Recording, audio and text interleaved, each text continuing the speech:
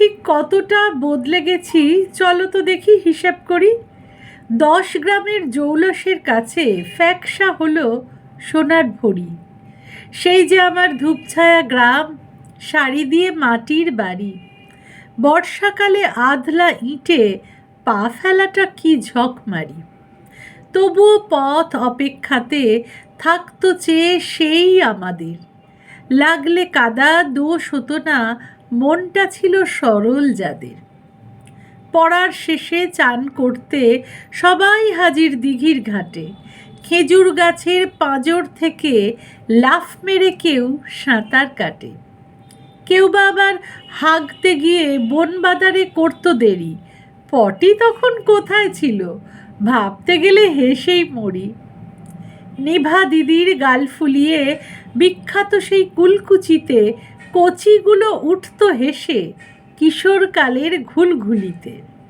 লুকিয়ে কত সোনা দানা ভাবতে গেলে অবাক লাগে। স্মৃতিগুলো ভেসে ওঠে ব্যস্ত যুগের পুরোভাগে। মশারি তো ফুটো ছিল, রাতের বেলা বাবা উঠে রাত কাটাতো মশা মেরে। নাম ছিল না অল আউটের। কান্না হাসির বেদম চোটে পেটে কারো ধরতো খিল। কোথায় গেছে কেউ জানে না সেই সেদিনের মনের মিল।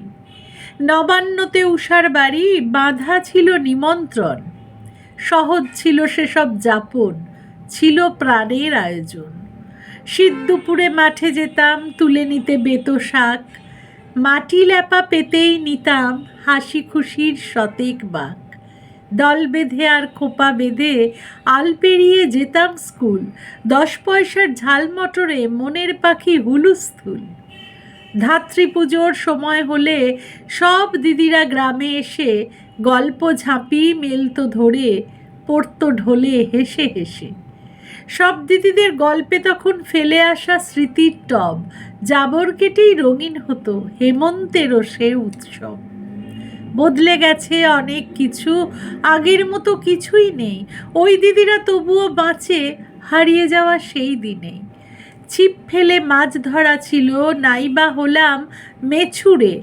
একটা দুটো পেতাম সবাই শরৎকালীন দুপুরে। আজকে প্রাণে বাজে যখন সেই সেদিনের মন কেমন। দেখনদারির দুনিয়াতে সবই যে আজ বিজ্ঞাপন। চলো দেখি মন হিসাব ভুলে আলোর গন্ধ খুঁজে নি। নেবার হিসেব করার আগে হিসেব করি কি যে দিই। কলমে মনীষা বন্দ্যোপাধ্যায়, কণ্ঠে রুনা।